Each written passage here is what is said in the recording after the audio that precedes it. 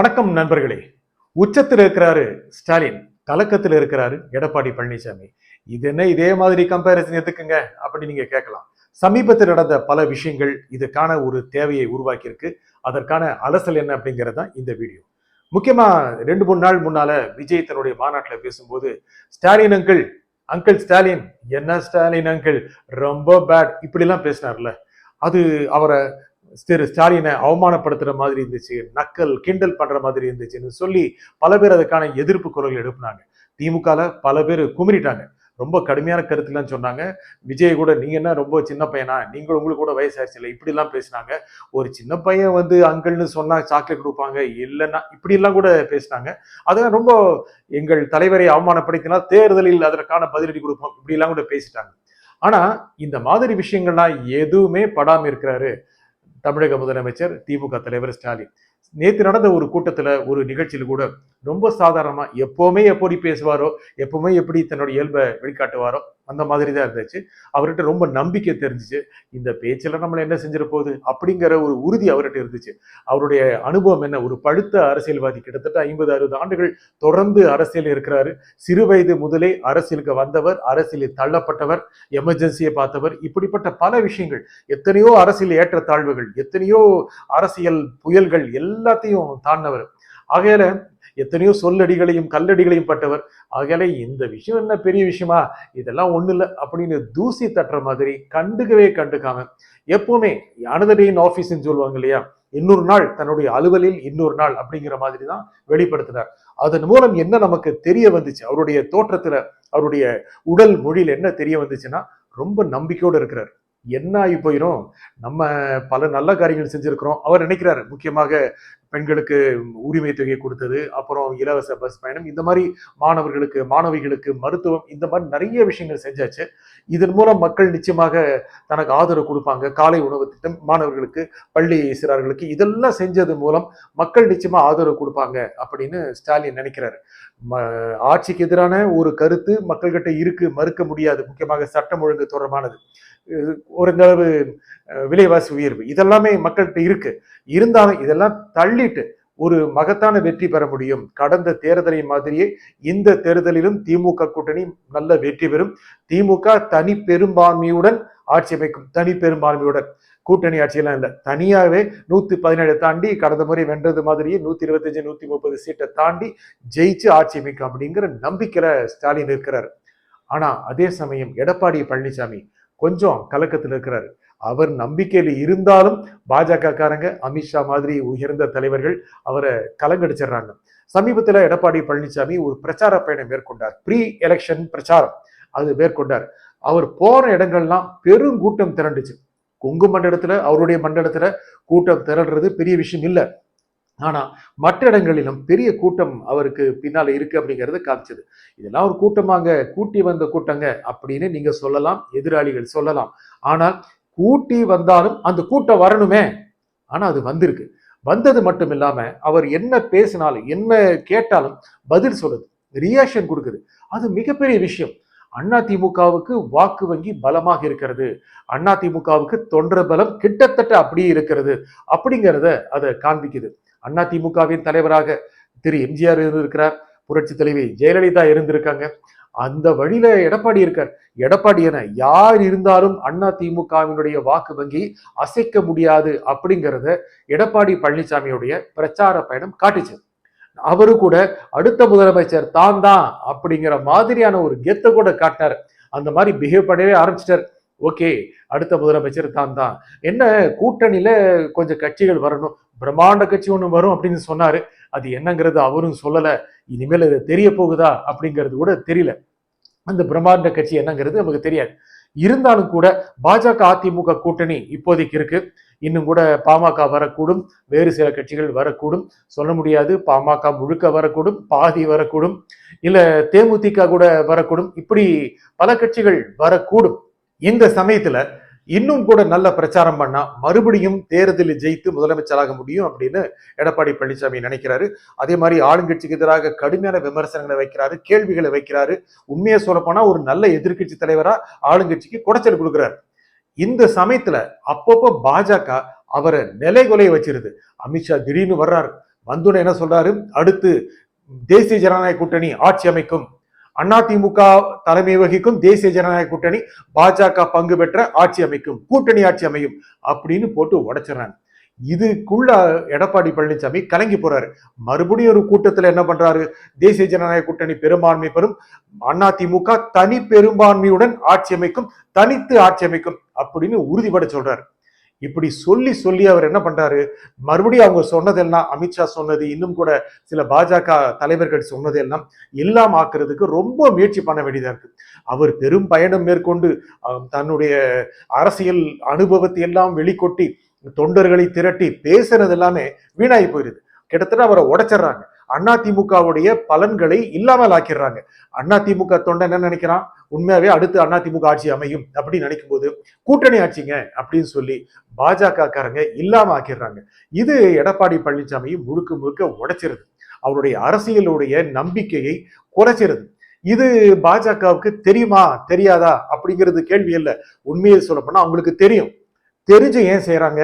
இப்படி செஞ்சா பாஜக அதிமுக கூட்டணி அடுத்து வென்று அடுத்த தேர்தலில் வென்று ஆட்சி அமைக்குமா அப்படிங்கிறது கேள்விக்குள்ளாகுது இல்ல. இருக்கட்டுமே அப்படின்னு நினைக்கிறாங்களா? தோத்தா பரவாயில்ல நினைக்கிறாங்களா? பாஜக தொண்டர்களை ஊக்குவிக்கிறதுக்காக அமித்ஷா இப்படி பேசுறாரா? சில பாஜக தலைவர்கள் இப்படி பேசுறாங்களா? இல்லையே. அது அப்படி இருந்தா இந்த மாதிரி பேச முடியுமா? அதிமுக தோத்தா பரவாயில்ல, பாஜக அணி தோத்தா பரவாயில்ல அப்படின்னு நினைக்கிறாங்களா? நினைக்கிறவங்க அப்படி பேசக்கூடாது இல்ல. பேசாம இருக்கணும் அப்படின்னு தானே வெற்றிக்கு ஒரு இலக்கணம் அமையும். இதுதான் எடப்பாடி எதிர்பார்க்கிறாரு. ஆனா சடாலும் வந்து போட்டு உடைச்சிட்டு போயிடுறாங்க. இதுல திரு அண்ணாமலை, திரு அமித்ஷா வந்த போது என்ன சொல்லிட்டாரு, திரு எடப்பாடியை ஆட்சியில் அமர்த்துவதற்கு தேசிய ஜனநாயக கூட்டணி கடுமையாக உடைக்கணும் அப்படின்னாரு.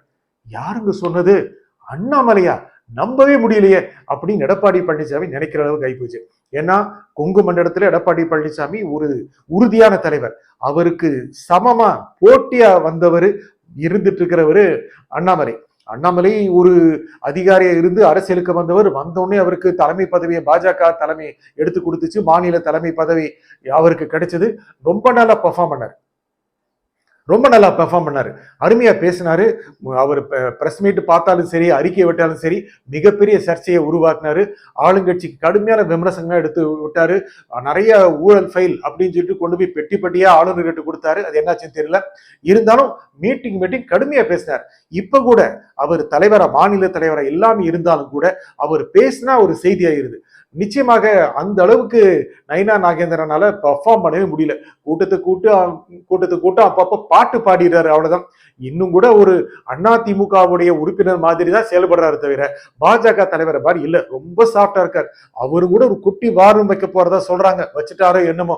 ஆனா அண்ணாமலையுடைய வாரம் ரொம்ப பவர்ஃபுல்லா இருந்தது, இருக்கு. அவர் போட்டு தாக்குறாரு.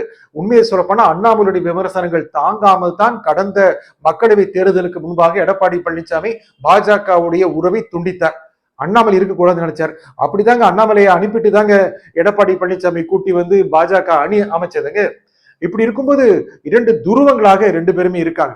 இப்படி இருக்கிற அண்ணாமலை எடப்பாடி பழனிசாமி ஆட்சியில் அமர்த்தணும்னு சொல்றது உண்மையாவா அப்படின்னு நிறைய பேர் அதிமுக கேட்கறாங்க. அந்த சந்தேகம் எல்லாருக்கும் வருதுங்க. ஏன்னா அப்பொன்னு என்ன நினைக்கிறாரு, அண்ணாமலை இப்படி சொல்றாருன்னா என்ன நினைக்கிறாரு, எடப்பாடி பழனிசாமி முதலமைச்சர் ஆவாரா அப்படி நினைக்கிறாரா? சான்ஸே இல்லை அப்படின்னு அண்ணாமலை உள்ளுக்குள்ள நினைக்கிறாரோ அப்படிங்கிற சந்தேகம் வருதுங்க. அண்ணாமலை ரொம்ப அறிவாளியான ஒரு அரசியல்வாதிங்க. நுணுக்கங்கள் தெரிந்தவர், நல்ல மொழி வடம் கொண்டவர். எப்படி பேசணும், எப்படி பேசினா மக்கள்கிட்ட போய் சேரும் அப்படின்னு நல்லா தெரிஞ்ச, குறைந்த அனுபவம் இருந்தாலும் ஒரு தேர்ந்த அரசியல்வாதி. அவர் எடப்பாடி பழனிசாமியை முதலமைச்சர் ஆக்கணும்னு சொன்னா ஒரு உள்குத்து இருக்கோ அப்படின்னு அதிமுக காரங்க நினைக்கிறாங்க. மேலும் நிறைய பேர் என்ன பேசிட்டு இருந்தாங்க, ஏன் யூடியூப்ல எல்லாம் போட ஆரம்பிச்சிட்டாங்க, சமூக வழியில் என்ன போட ஆரம்பிச்சிட்டாங்கன்னா, இந்த அணி ஜெயிக்காம இருக்கிறதுக்கு அண்ணாமலை விரும்புறாரோ, நயினா நாகேந்திரனுக்கு பெரிய புகழ் போய் சேர்ந்துடக்கூடாதுன்னு நினைக்கிறாரோ, எடப்பாடி பழனிசாமி ஜெயிக்க கூடாது அப்படின்னு அண்ணாமலை உள்ளிருந்து வேலை பார்க்கிறாரோ அப்படின்னு சொன்னாங்க. முக்கியமாக கடந்த மக்களவை தேர்தலில் அதிமுகவும் 21% அளவுக்கு ஓட்டு கிடைச்சது, பாஜக அணிக்கு 18, பாஜக மட்டும் 11% கிடைச்சது. அப்படின்னா அடுத்த தேர்தலில் சட்டப்பேரவை தொகுதிகளில் 150 இடங்கள் அதிமுக போட்டி போட்டா பாஜக 75 இடங்கள் போட்டி போடணும், 3 ஒரு பகுதி போட்டி போடணும் அப்படின்னு அண்ணாமலை நினைக்கிறாரு அப்படின்னு அண்ணாமலைக்கு ஆதரவாளர்கள், பாஜக ஆதரவாளர்கள் பொது வழியில ரொம்ப தெளிவா சொல்லிட்டு இருந்தாங்க. அண்ணாமலையோட விருப்பம் அப்படின்னு சொல்றாங்க. அது அண்ணாமலை மறுக்கல. அப்படி இருக்கும்போது இதை முன் வச்சார் அப்படின்னா அது கூட்டணி நிலைக்குமா? பாஜக ஒரு 75 சீட்டு கேட்டாங்கன்னா எடப்பாடி கொடுப்பாரா? அப்போ முறிஞ்சு போயிருமா? முறிஞ்சு போகுங்கிறது தான் அண்ணாமலைக்கு தெரிஞ்சிருக்கா? இதெல்லாம் அண்ணாமலை பற்றி கேள்விகள் பொது வழியில எழுப்புதுங்க. அண்ணாமலை யாருக்காக வேலை பார்க்கிறாரு? அதிமுக பாஜக கூட்டணிக்காகவா? எதிர்கட்சிக்கு சார்பா இருக்கிற மாதிரி இருக்கிறாரா? இப்படி எல்லாம் பொது வழியில போடுறாங்க. அண்ணாமலை ஒரு நல்ல ஒரு தொண்டர், நல்ல ஒரு அவரே சொன்ன மாதிரி ஒரு நல்ல ஒரு சோல்ஜர்.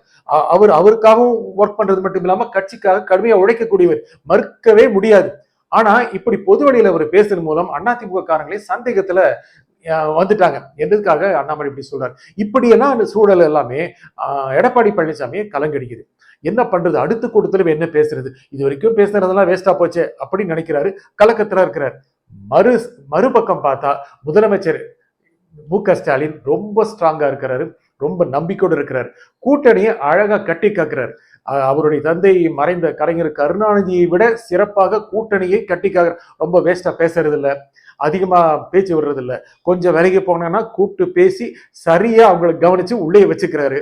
வேணுங்கிற சீட்டு கொடுக்குறாரு, வேணுங்கிறதெல்லாம் கொடுக்குறாரு.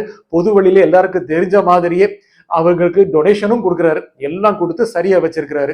அடுத்த தேர்தலையும் அவங்களுக்கு வேணுங்கிற இடம் அல்லது கொடுத்த இடமே கொடுத்து, அல்லது அதிகம் கேட்டாங்கன்னா அதிகம் கொடுத்து உள்ளே வச்சுக்கிட்டு அவங்க வெற்றியை உறுதி செய்யற அளவுக்கு நுணுக்கமான அரசியலை அவர் செஞ்சுட்டு இருக்காரு. இதன் மூலம் அவங்களை வெற்றியடைய செய்ய முடியும், தானும் வெற்றி அடைய முடியும். சொல்லப்போனால் எதிர்கட்சிகள் பலவீனமாக இருக்கின்றன நினைக்கிறார். விஜய் அடி நடிச்சாரு. அங்கிள் என்ன அங்கிள் ஸ்டாலின் அங்கிள் சொன்னாரு, அதெல்லாம் பெருசாக போறது இல்ல. விஜய் அதே சமயம் அதிமுக அடிச்சாரு, அதிமுகவை காலி பண்ற வேலையை விஜய் நல்லா பண்ணிட்டு இருக்கிறாரு. ஆகையால பலவீனம் அடைய போறது அதிமுக தான். இதுல விஜய் எழுந்தா உடனே 30% வாக்கு வாங்கி ஆட்சிக்கு வந்துட போறாரா? அடுத்தடுத்து பேசி பேசி திமுகவை காணாமடிக்க போறாரா? இதெல்லாம் இல்லைங்கிற மாதிரி ஸ்டாலின் நினைக்கிறாரு. ஆகையால எதிர்கட்சிகள் பலவீனம் அடைஞ்சிட்டு இருக்கு. விஜய் உயர்ந்தார் அப்படின்னா அதிமுக பலவீனம் ஆயிட்டு இருக்கு அப்படின்னு ஸ்டாலின் நினைக்கிறாரு. அது மட்டும் இல்லாம பாஜக காரங்களே அதிமுகவை பலவீனமடைய செஞ்சிருவாங்க போல இருக்கு அப்படின்னு ஸ்டாலின் நினைக்கிறதுனால அவங்க பிரிஞ்சு நிக்கிறாங்க. இன்னும் கூட பிரிஞ்சு நிக்கிறாங்க. அப்பெல்லாம் திமுகவுக்கு ஒரு மிகப்பெரிய வெற்றி கிடைக்க வாய்ப்பு இருக்கு அப்படின்னு ஸ்டாலின் உறுதியா இருக்கிறாரு, நம்பிக்கையோடு இருக்கிறாரு. உண்மையை சொல்லப்போனா தினம் தினம் அவரு உச்சத்துக்கு போயிட்டு இருக்காரு. அவர் நினைக்கிற 200 சீட்டு நோக்கி போயிட்டு இருக்காரு. இல்லாட்டி கூட 160 170 சாத்தியம் அப்படின்னு அவரு நம்பிக்கையோடு இருக்கிறாரு. ஆனா எடப்பாடி தான் கலக்கத்தில் இருக்காரு. இன்னும் வருகின்ற ஓரிரு நாட்கள் எந்த விதமான அரசியல் மாற்றங்களை கொண்டு வரும் தெரியல. பொறுத்திருந்து பார்ப்போம். நன்றி, வணக்கம்.